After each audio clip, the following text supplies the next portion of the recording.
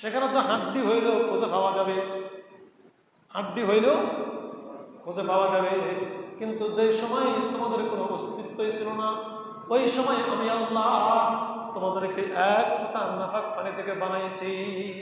এক ফোঁটা এই নাফাক পানি তোমার মায়ের রেহামের ভিতরে পৌঁছাই দিলাম।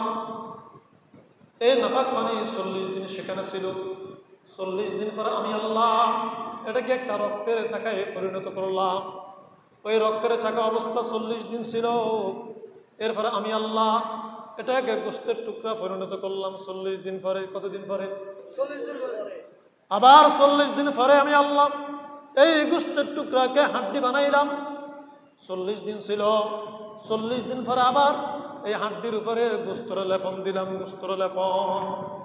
এরপরে রব্বুল আলামিন একজন ফেরেশতা পাঠাইছে, অনুরসিলাল মালাইকা। আমার কথার মূল পয়েন্ট এটা, অনুরসিলাল মালাইকা। আল্লাহ তাআলা একজন ফেরেশতা পাঠাইছে কোথায়? মায়ের গর্ভে। কোথায়?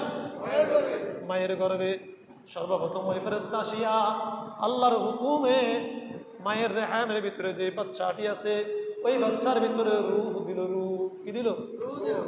এরপরে আল্লাহ তাআলা ফেরেশতাকে বলো, ও ফেরেশতা, তুমি সেখানে গিয়ে 4টি বিষয় লিপিবদ্ধ করবা। ওয়ারসিলাল মালাইকা বিকাতিবি রিজকিহি ওয়া আজালিহি ওয়া আমালিহি ওয়া শাকিয়ুন আও সাঈদ।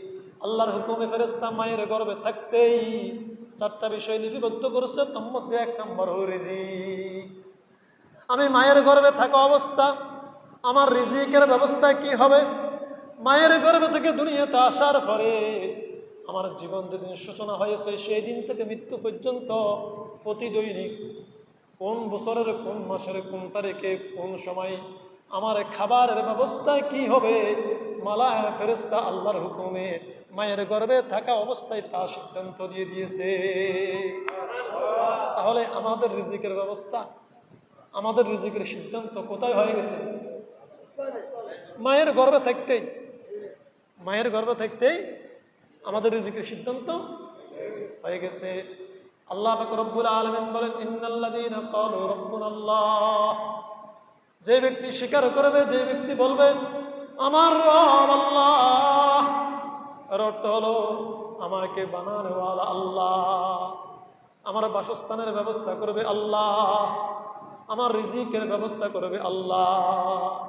আমার যদি অসুস্থ হয় আমি বুঝতে হবে আমার এই রূপ দিয়েছো আল্লাহ, আমাকে এখান থেকে মুক্তি দিবে কে?